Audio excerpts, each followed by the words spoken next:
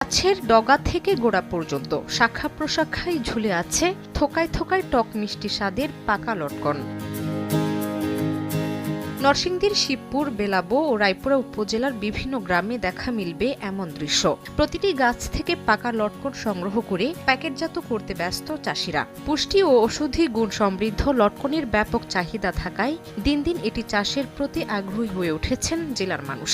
লটকনের চাহিদা দেশের গণ্ডি পেরিয়ে এখন দেশের বাইরেও। চলতি মৌসুমে ফলন ও দাম ভালো পাওয়ায় খুশি চাষিরা।